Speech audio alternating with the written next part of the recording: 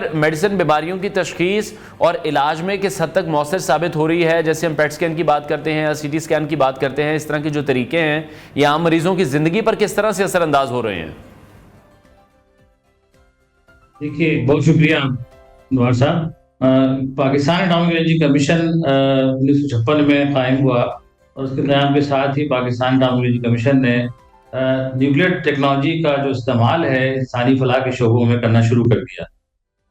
آپ نے صحت کی بات کی، ہم پہلے صحت کی بات کر لیتے ہیں۔ 1960 میں کراچی میں ایک ریڈیشن فیسلٹی کا قیام عمل میں آیا، جو آج فل فلیج کینسر ہاسپٹل ہے کراچی میں جناح ہاسپٹل کے ساتھ، جو اٹامک انرجی کمیشن کے اہتمام چل رہا ہے۔ اور آج 20 کینسر ہاسپٹل، جس میں ایک ڈائگنوسٹک سینٹر ناروال بھی شامل ہے، پورے ملک میں مختلف شہروں میں مختلف دور دراز کے ایون سوات اور گنور جو ہمارا گلگت میں قائم ہے ہاسپٹل، وہ بھی شامل ہے۔ یہ تمام ہاسپٹل جوہری ٹیکنیکس کے ذریعے مختلف تشخیصی اور علاج معالجے کے حوالے سے سہولیات دے رہے ہیں، جو کہ کینسر کے پیشنٹس کے لیے بہت ضروری ہے۔ کینسر ایسا موذی مرض ہے، آپ کو پتہ ہے، پوری دنیا میں تیزی کے ساتھ پھیل رہا ہے۔ اس کے حوالے سے جو پورے ملک میں ہم نے ایک نیٹ ورک سا بچھایا ہوا ہے اپنے کینسر ہاسپٹلس کا، اس کی وجہ سے جو 80% جو کینسر کے نون پیشنٹس ہیں، جو جن کو معلوم ہے کہ ان کو کینسر ہے اور وہ کسی اسپتال کا رخ کر رہے ہیں، ان کا 80% جو لوڈ ہے پاکستان اٹامک انرجی کمیشن کے اسپتالوں پر آ رہا ہے۔ الحمدللہ یہاں ہر طرح کی سہولیات، جیسے اگر ہم نوری کی بات کریں، جو اسلام آباد میں ہمارا سینٹر ہے، جس کو آئی نے اینکر سینٹر کا درجہ بھی دیا خطے کے ممالک کے لیے، ان کی تربیت کے لیے، یہاں نہ صرف سائبر نائف کی فیسلٹی موجود ہے، بلکہ پیٹ اسکین اور اس کے ساتھ سائیکلوٹرون جو آئسوٹوپ جگہ پہ ہی، یعنی آن سائٹ پروڈکشن ہو جاتی ہے آئسوٹوپس کی، جو کہ تشخیص کے عمل کے لیے اور علاج کے عمل کے لیے بھی بہت ضروری ہوتا ہے۔ تو یہ نیوکلیئر ٹیکنیکس کا استعمال انسانی فلاح کے شعبوں میں بہت زیادہ استعمال ہوتا ہے، اور یہ پوری دنیا میں ہو رہا ہے۔ یہ نہیں کہ صرف ہم پاکستان میں ایسا کر رہے ہیں، پاکستان اس میں لیڈنگ رول پلے کر رہا ہے خطے کے ممالک میں۔ جو نیو امبارکنگ کنٹریز ہیں جو کہ خطے میں جوہری ٹیکنیک کے ذریعے کینسر کے علاج کے حوالے سے کچھ اپنا سینٹر قائم کرنا چاہتے ہیں، اسپتال قائم کرنا چاہتے ہیں، وہ ہمارے مختلف شہروں میں آ کر، جس میں کہ انمول میں ہمارا ایک بہت زبردست ان کا سینٹر لاہور انمول موجود ہے، کراچی میں کرن موجود ہے، مختلف شہروں میں مختلف نام سے ہاسپٹلز موجود ہیں۔ ٹھیک ہے، تو شاہ صاحب ابھی نیوکلیئر میڈیسن کی جب ہم بات کر رہے ہیں تو کون سی نئی ریسرچز کون سی ہو رہی ہیں جو ان فیوچر ہم دیکھیں گے کہ جو علاج کے طریقے ہیں پھر ان کو بھی بہت زیادہ بہتر بنا دیں گی؟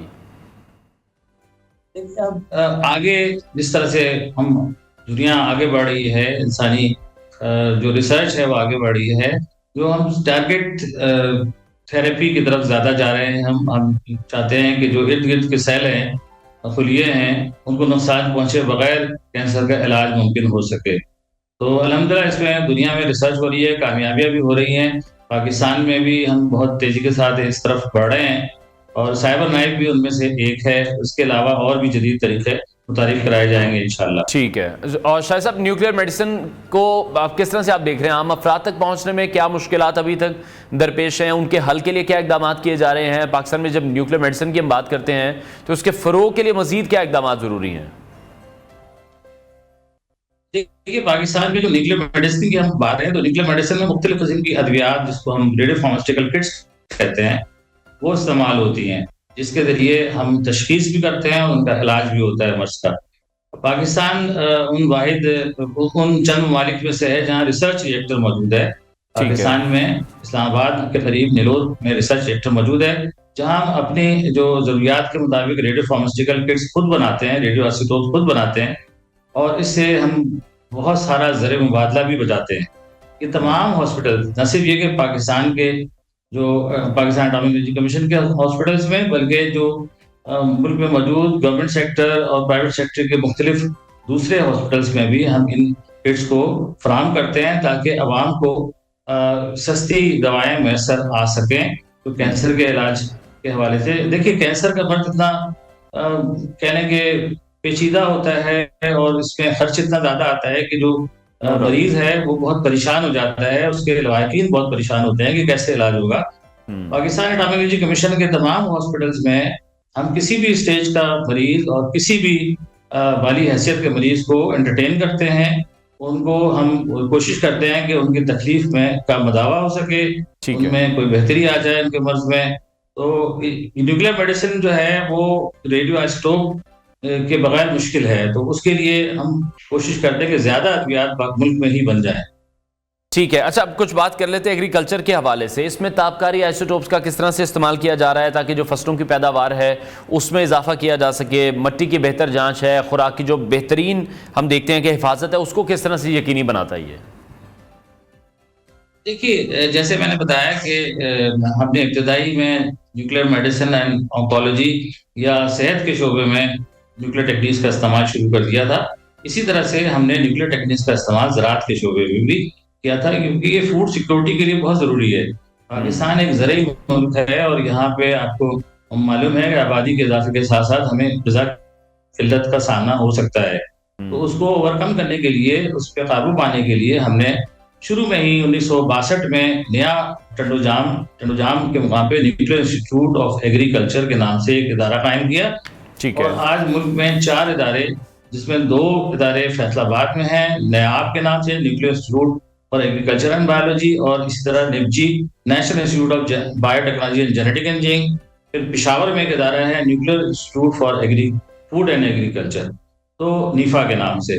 یہ چاروں ادارے مل کر اس وقت 155 سے زیادہ ایسی ورائٹیز متعارف کرا چکے ہیں مختلف اجناس کی، جس میں کپاس بھی ہے، جس میں گندم بھی ہے، چاول بھی ہے، گنا بھی ہے، دالیں بھی ہیں، اور مختلف اقسام کی جو کہ فوڈ سیکورٹی کے لیے بھی ضروری ہیں اور ویسے ہماری ملک کی معیشت کے لیے بھی جن کا بہت ضروری ہے. زیادہ بالکل رول ٹھیک ہے. اور شاہ صاحب، چشمہ نیوکلیر پاور پلانٹ یونٹ 5 جو ہے وہ پاکستان کا سب سے بڑا نیوکلیر پاور پلانٹ ہوگا. اس کی تعمیر سے ملکی توانائی کی ضروریات ہیں وہ کس حد تک پوری ہو جائیں گی؟ دیکھیے، اس وقت جو ملک کی جنریشن کیپیسٹی ہے اس میں نیوکلیر ٹیکنیکس، نیوکلیر انرجی کا جو رول ہے، یعنی نیوکلیر سے جو بجلی پیدا ہوتی ہے اس کا جو شیئر ہے وہ 18% ہے. وقت کے ساتھ ساتھ ہمیں اس میں اضافہ کرنے کی ضرورت ہے، اور اس سے یہ ہوگا کہ سستی بجلی بھی پیدا ہوگی اور ماحول دوست بجلی بھی پیدا ہوگی.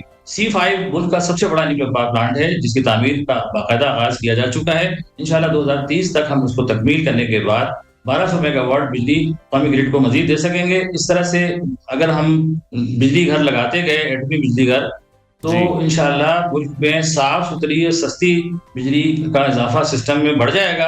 اس سے بجلی کے نرخ بھی کم ہوں گے، اور جو دنیا میں اس وقت ایک تحریک چل رہی ہے کہ کلائمیٹ چینج کے حوالے سے ایسی بجلی کو فروغ دیا جائے جو کہ ایسے ذرائع سے بنتی ہو جس میں کاربن کم سے کم اس کا اخراج ہو. نیوکلیر ٹیکنیکس کے حوالے سے یا نیوکلیر بجلی کے حوالے سے یہ بات میں بتاتا چلوں کہ اس میں کاربن فری بجلی ہے، کوئی جی ایچ ای گیسز کا اخراج نہیں ہوتا، کسی قسم کی بھی کاربن کا اخراج اس میں نہیں ہوتا. ٹھیک ہے. یعنی کہ جو C5 نیوکلیر پاور پلانٹ ہے اس کی اگر تعمیر شروع ہو گئی ہے، اس کے آپریشن سے بھی ماحول پر آپ یہ کہہ رہے ہیں کہ برے اثرات پھر مرتب نہیں ہوں گے؟ اس سے اچھے یعنی دنیا کو جو ضرورت ہے ہم اس طرف بڑھیں گے. دنیا اس وقت یہ کہہ رہی ہے کہ جن ممالک میں اگر آپ ان ذرائع سے بجلی پیدا کریں گے جس سے کاربن زیادہ اخراج ہو، تو وہ تو یہ ہو رہا ہے کہ اس پر ٹیکس بھی لگایا جائے گا اور بہت کچھ ہوگا. تو ہم تو الحمدللہ اگر نیوکلیر سے بجلی پیدا کریں گے تو پھر یہ ماحول دوست بھی ہوگی، یہ آپ کو ہر وقت اویلیبل بھی ہوگی. اس کی انرجی سیکورٹی کا عالم یہ ہے کہ یہاں پہ آپ کو نئے سرے سے کوئی ایندھن منگوانے کی ضرورت نہیں ہوتی ہے. کوئی 18 مہینے تک کا جو ایندھن ہے وہ سائٹ پہ موجود ہوتا ہے. تو اس لیے یہ ہر لحاظ سے بہتر توانائی کا ذریعہ ہے، صرف اس کو فروغ دینے کی ضرورت ہے.